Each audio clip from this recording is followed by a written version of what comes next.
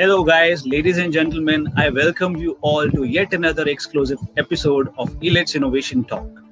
Elit's Innovation Talk is a series of talk shows wherein we bring together various industrial experts from across the globe and India to talk about the various trends and innovation going across the sector of IT, e-governance, security, networking. So today, with this honor, we are again live with you for this exclusive conversation with Mr. Shibu Paul. Mr. Shibu Paul, thank you so much for your time, and we welcome you for this exclusive interaction.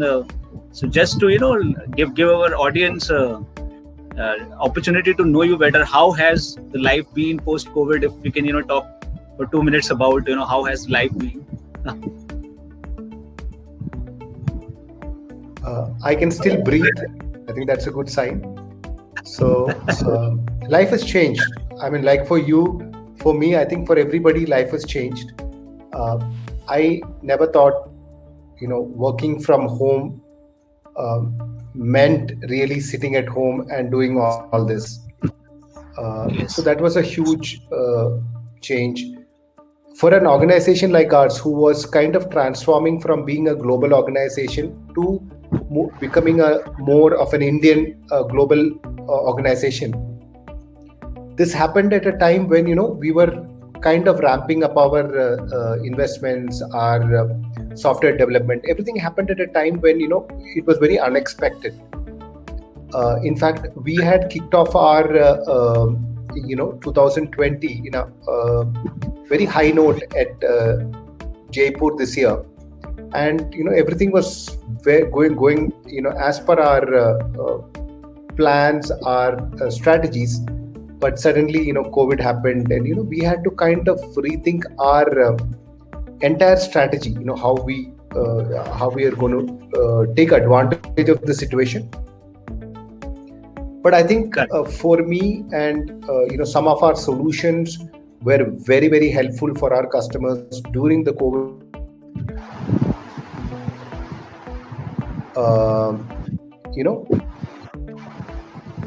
From going office to working from home, so that I think those kind of things helped us. We had a pretty decent first and second quarter, which is our H1. I'm not saying everything is hunky-dory, everything is fine right now, but I think we had a very reasonable business for the last half year. We grown our business. I think we are one of the few probably who has grown our business in the last 6 months of 2020. That is good. Our second half, which is H2, looks very tough, looks very challenging, but I'm sure we will prevail, is what I feel. I think government is doing everything. The environment is, I think I feel that we should have got out of all this lockdowns a little earlier, but nevertheless, I think what has happened has happened. I think we are now slowly getting back into pace. So I think we are raring to go. Yes, very well said, Mr. Shibu. And as you rightly said, we have to move ahead and also tackle with this pandemic situation which is going on. So just to tell our audience, Mr. Shibu Paul, he is the Vice President of International Sales at Array Networks. Mr. Shibu Paul has over 25 years of experience in the field of digital transformation, IT and telecom. He has worked with the renowned brands like Sifi Limited, British Telecom, and he was a part of team that launched the first IP network, the first private ISP and first certifying authority in India. And Mr. Shibu joined Array Networks way back in 2009 as a country sales head and progressed in leadership position, including country manager, regional director, APAC. So thank you so much, Mr. Shibu. We are fortunate to have you here, and it's good to know that you were among the first team members of member of the team which launched ISP and private. So without any further delay, now I would like to tell our audience that during this conversation of 30 to 40 minutes, we would be taking you through the overall initiatives which Array Networks is providing and how Array Networks is actually helping our society grow during this times of pandemic, providing uninterrupted services and solutions. So, Mr. Shibu, in 2019, Array Networks had invested 2 million in setting up an Array Center for Technology Innovation, a state-of-art technology lab in Bengaluru. Now, Array is setting up a manufacturing unit in Bengaluru under Make in India initiative. So, I want to know, what are the Array's reason for investing, heavily in India on a huge scale and supporting government's Make in India initiative. Also, if you can tell us about type of products which are being manufactured under this Make in India initiative of government, Mr. Shibu. Yeah, so when we started back in 2008, the market segment that Array was into, we were already probably 8 years late compared to our competition. But we had a very long vision for India. We knew, doing business in India is very challenging. But then we were very clear that, we want to invest in India, start in India, start selling in India, find, the customer requirement, and then, start working with channel partners, and then grow our business organically to an extent where, we start investing in the country. So, a couple of years back, where we decided, 2018 is when we decided that, we'll go full on investing into India, because what we figured out was that India is a good hub. So if we have to launch products in the security space, I think India is a great market and a great country where, there are a lot of skill sets available for us to take advantage. So this is what drove our management to invest in the country. So we started with a small software development team. So we had one of the products which was very focused on India, which was WAN optimization, where the requirement was mostly from India, because there were a lot of places were still having problems, challenges with the internet bandwidth. So we acquired a company in the US and then brought their technology to India, specifically for India, because there were a lot of banks, a lot of government organizations who are having problem offering internet services to the remote locations. So that is how our software development started. It was a small team, supporting our existing product. Then slowly we started that, as an organization, we were very focused on application delivery controllers, which is ADC, or the load balancers. Load balancers are a P1 network equipment in your data center. It performs the duty of an ATC in an airport. That, all your data which is coming into your applications goes through our device. But then we also figured out that as we go forward, customers are more worried about security, because security is ever evolving, because applications are evolving, the way people access applications are evolving. So security is going to be paramount and it is going to be evolving. So I think we wanted to start focusing on security as an extension to our product line. That is where we figured out that India is a great place to invest in.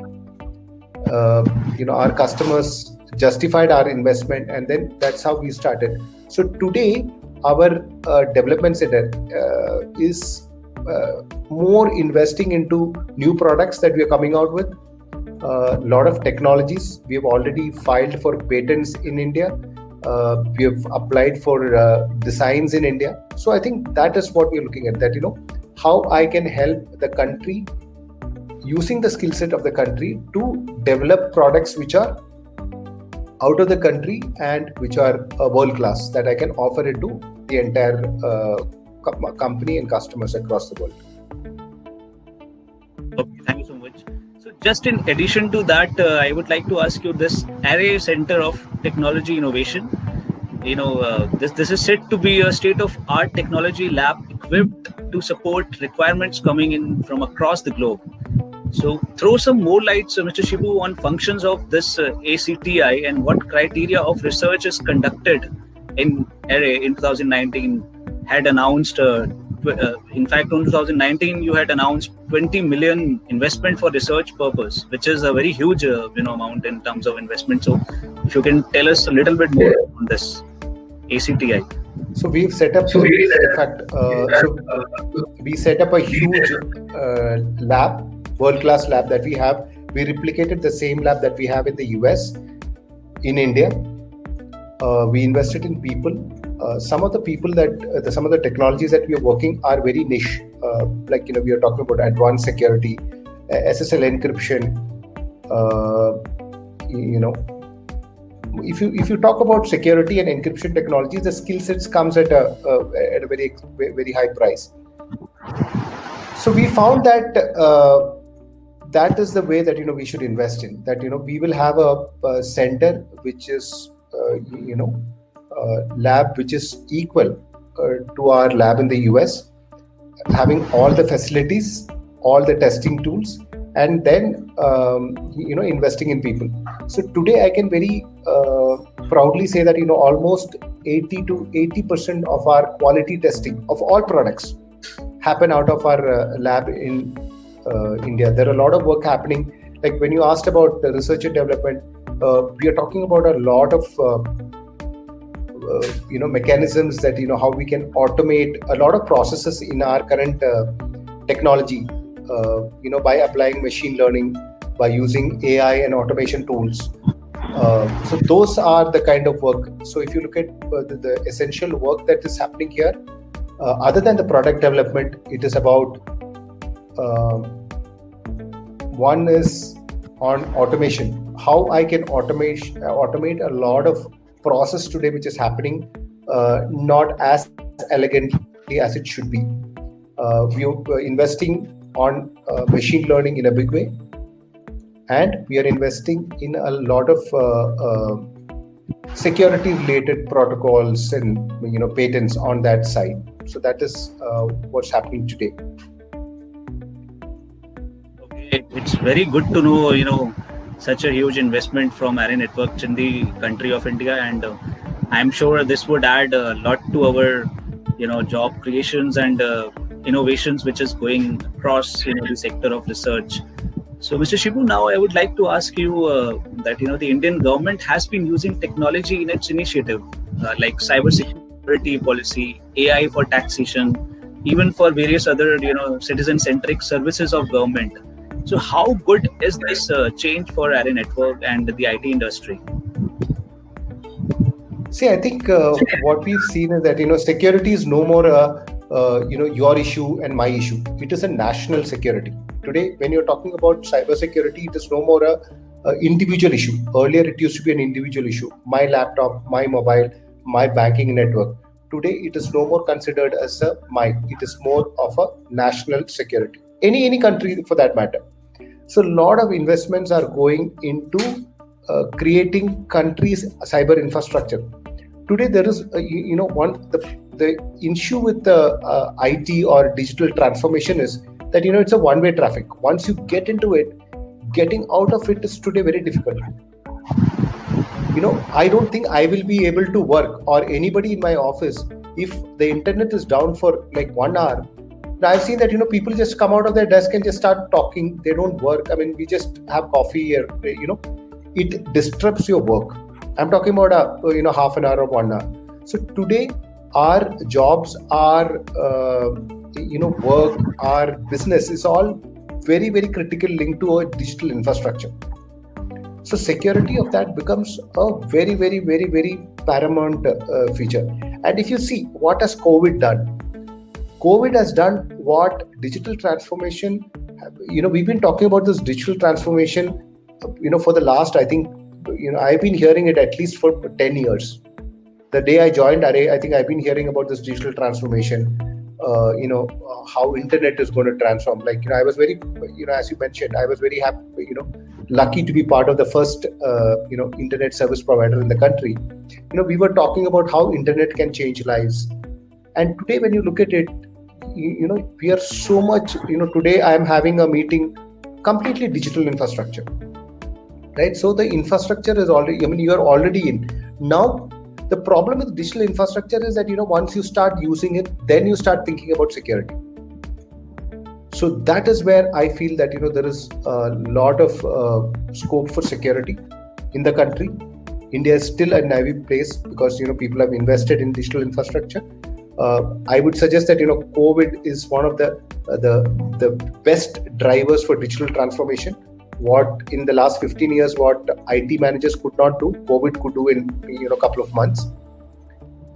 So I'm very,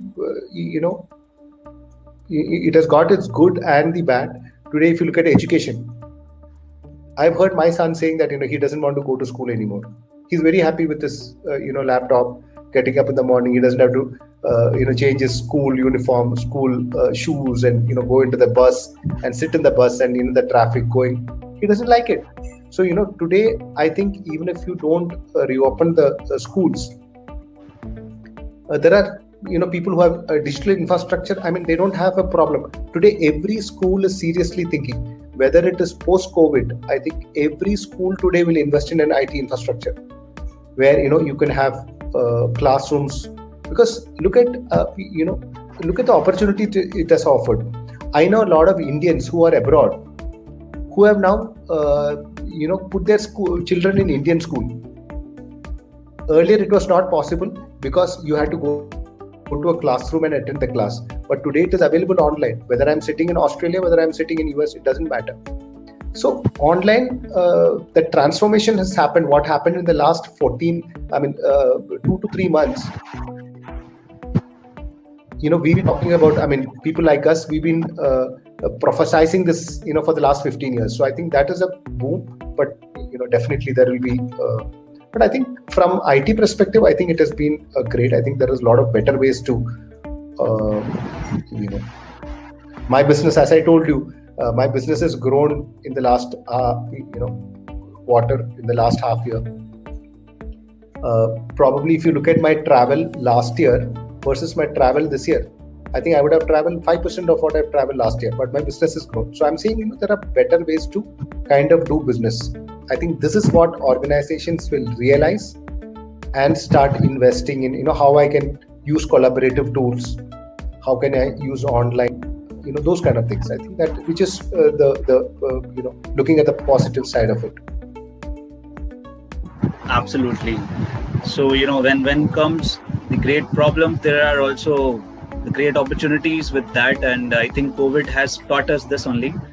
And we have been, talking about Digital India mission for last, ever since this Modi government. Absolutely. Yeah. And I wanted to say that, you guys have been the promoters of all this in the government for last decade. I mean, today you see what will happen now. All that you have professed, all that you've, been talking for, writing for the last 10 years will get implemented in the very quickly.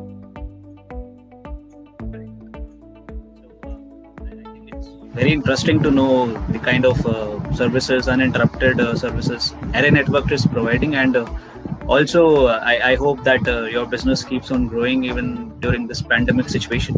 So now, Mr. Shivu, I would like to ask you, some solutions Array Networks is concentrating on to develop in India, and how do these products help organizations? Like, if you can tell few of the solutions which Array Networks is concentrating. Yeah. So, we were, even before the pandemic, one of the products that we were looking at, we have a solution which is called Remote Access Gateway, which basically allows organizations to access your applications, access your network, access your desktop, from a remote location, from any device without compromising on security. That was a solution that we always had. So what we thought was, when we are going forward, this concept of zero trust had come up. So basically it is called Zero Trust Network Access. Currently, what it means is, just to, for the people to understand from at a high level, is that today's architecture, network architecture, is based on the fact that, I trust some people into my network and I don't trust some people into my network. For those people I trust into my network, I offer them everything is available. For those people who I don't trust into the network, I have some restrictions, some security measures. But what happens here is that once I am a trusted member and get accesses the network, once I get into the network, then I have a complete freehold. There is very little control the organization have because I have got into the network. Today the thinking has changed. What organizations are thinking is that one, because of the fact that 80-85% of the security breaches have happened from inside. It need not be intentional by an employee, but it could be an employee who's not well aware of the security or the threats, which is the 80% of the employee in an organization. I am able to access his compromised laptop and then access through his network. I'm able to access my corporate network. So those were the largest compromises which has happened. So organizations and as a technology, I think what has evolved is something called as a zero trust. I don't trust anybody. Nobody I trust. Because today, if you look at it, people access from multiple devices, multiple locations. With COVID, I think it has become more.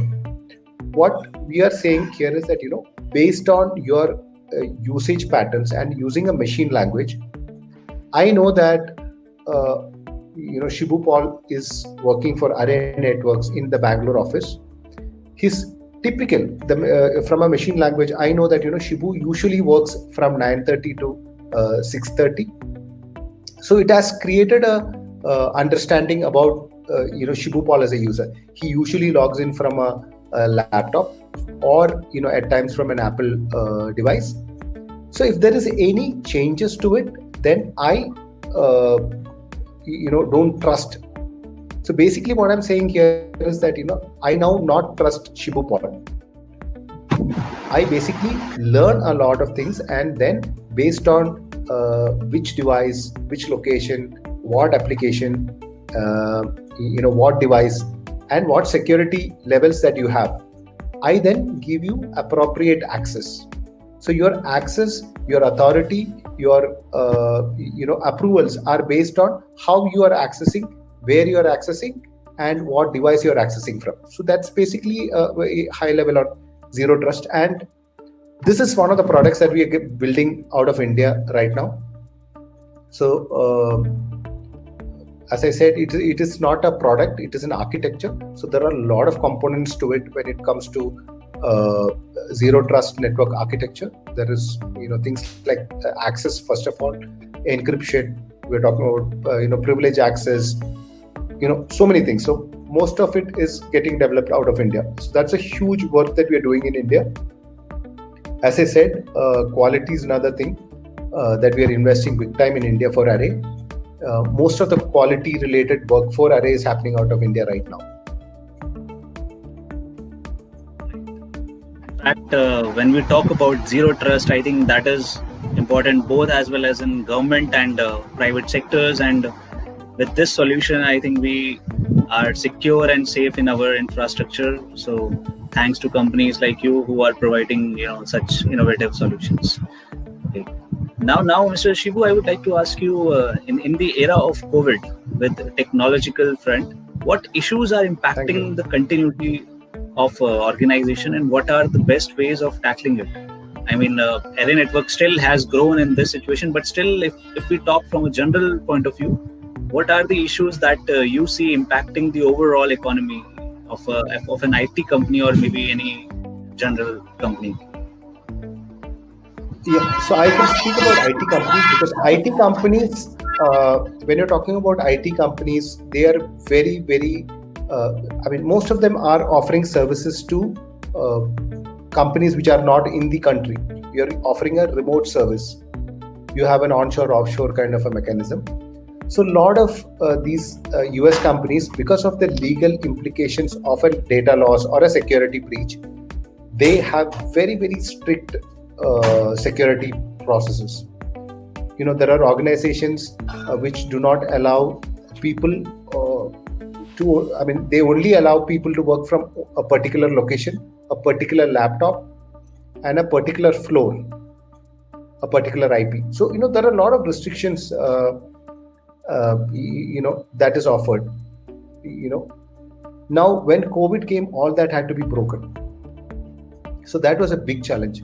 I think a lot of our IT organizations were not prepared. Nobody was prepared for that matter. So there were situations where the people were taking laptops or desktops from their offices and taking it home, because they are not just allowed you to operate from that desktop. There were a lot of security changes which were made to accommodate this kind of a situation, because luckily it was a global pandemic, so everybody knew the seriousness and the repercussions. So that was so first thing was about from an office working to a remote working. In a lot of organizations like this, the BPOs and the remote services that we offer, all the business models were based on a office model. But today, if you look at in the last 40 days, that has completely changed. I know that there are a lot of organizations who have told their employees that it doesn't matter whether government allows people to work. I don't want you to come to office. You can work from home. So so that's a challenge and that's an opportunity. Look at real estate. There were a lot of places today available. As an organization, I can tell this because we were looking at expanding our office, and we wanted a larger office. We were negotiating with multiple vendors. We almost got I think 50 to 60% discount on what we were actually pre-COVID prices. So I think there is a lot of customers are not investing in real estate, which is a bad part. But the good part is that today I know a lot of employees are working out of their hometown. They are very happy working out. It's called the fulfillment, right? I mean, you are working with your family. There are a lot of tier 2, tier 3 cities. Today, I can tell you very seriously that a lot of organizations are looking at tier 2 and tier 3 cities from a skill set perspective. So I think all of it has got a positive as well as a negative. I think it is all about. What has happened is inevitable. It happened. There is nothing that we could have done. But what it can throw as an opportunity is something that we decide. So I think all organizations are looking. I'm sure every organization is looking from that perspective. And I think everybody I see that are taking advantages of those.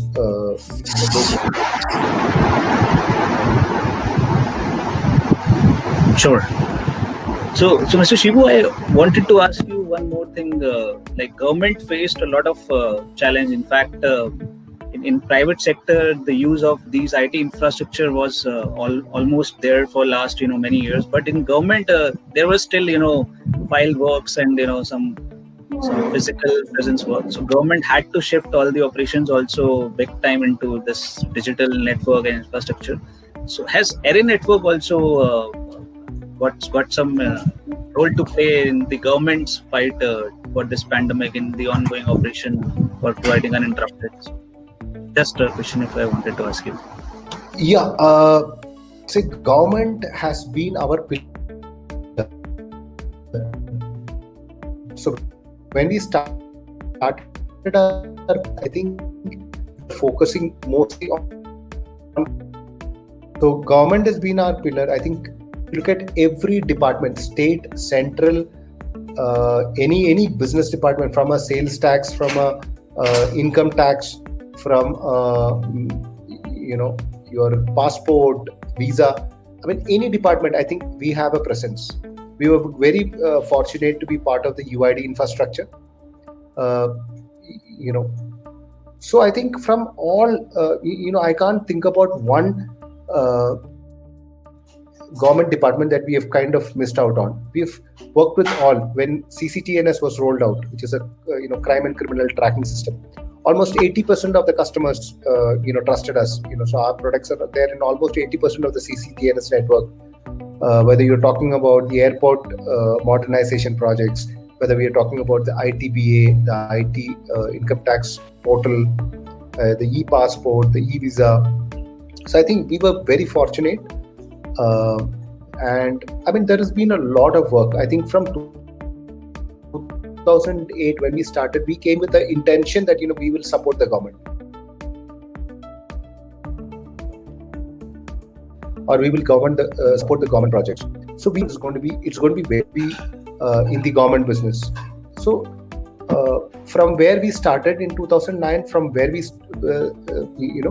I seen that there has been at any given point of time, there has been, at least for us, that there has been more than 10 million, 12 million worth of RFPs in the pipeline. So there is a lot of work which is going on. A lot of work which started has not completed, like when you're talking about smart cities, when you're talking about safe cities, when you're talking about the cybersecurity projects. I mean, they all started, but then because of a lot of things, it has all stalled. I'm sure that with this government opening up Unlock 4.0, I think everything will kind of they will restart everything.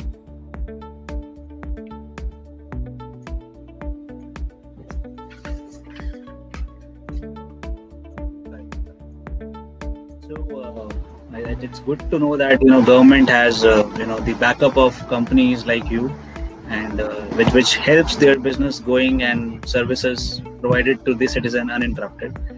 So as you were mentioning earlier in one of the questions, Mr. Shibu, like we have witnessed that new and unexpected trends have emerged in COVID era, like online school, even the remote working, remote access, networking security, and business continuity solution.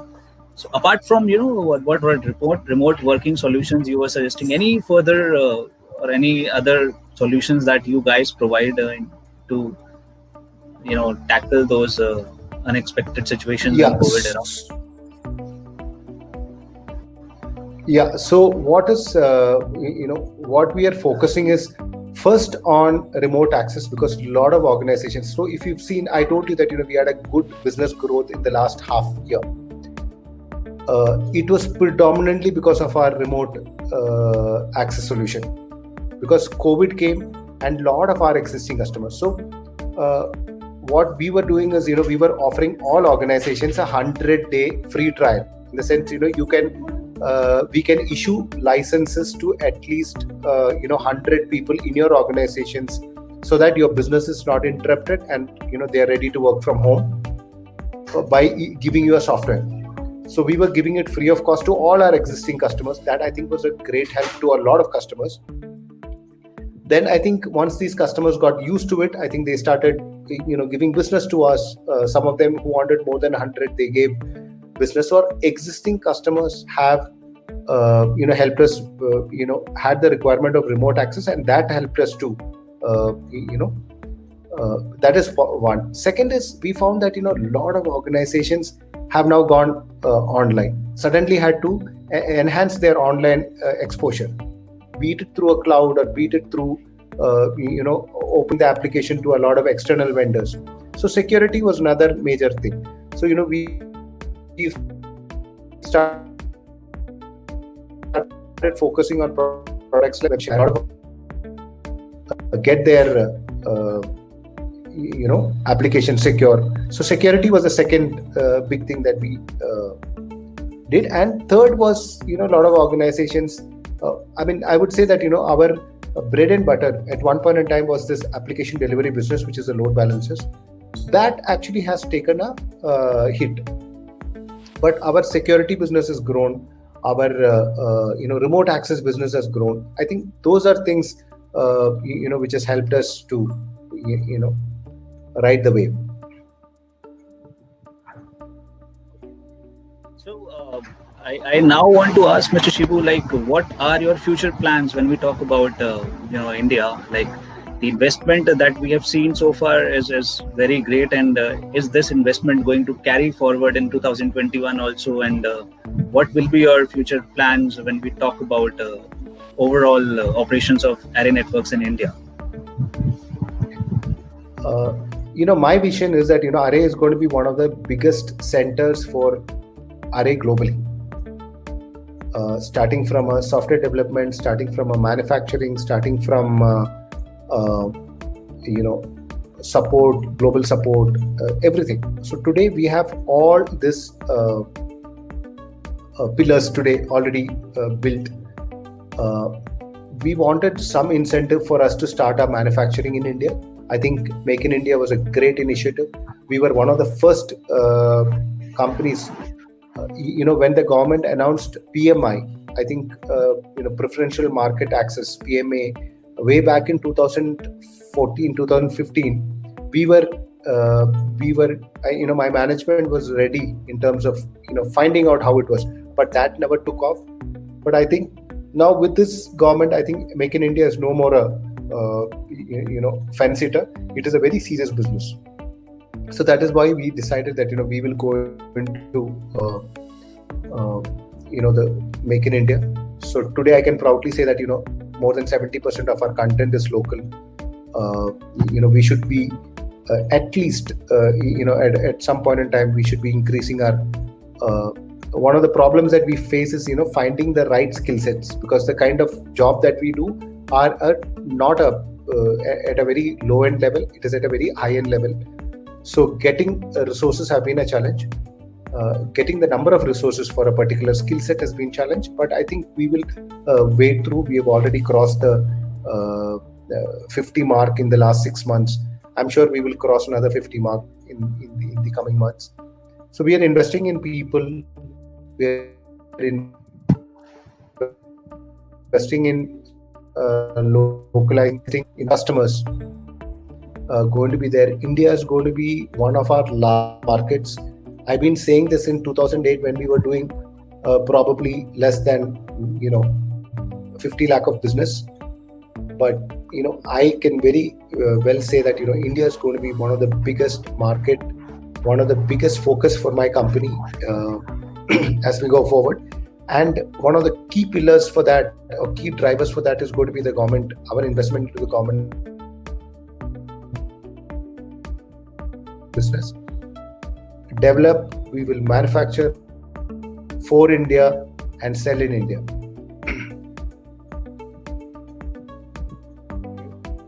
So thank you so much, Mr. Shibu. I think today we got to know about how Array Networks is actually contributing towards the recovery of economy phase of our country. Your research lab set up in the country, that is very great initiative. Over 20 million investment is there in that sector. Also, how Array Network is providing solutions like remote access, zero tolerance and all. So thank you so much, Mr. Shibu. It was an honor to have you here. Thanks, Anuj. It was a pleasure to talk to ELT as always. Thank you, sir. And I hope our audience. Anuj, it was a great interaction. Thank you, sir. I hope our audience would get to know more about Array Networks. You can always reach out to Mr. Shibu or us in case you want to get in touch. And stay home, stay safe. I think we are all still in this together, and let's fight with this pandemic and shape our way forward ahead of this. With this, absolutely. I think let's end our discussion today. Thank you, Mr. Shibu. And this is Anuj signing out from eLives.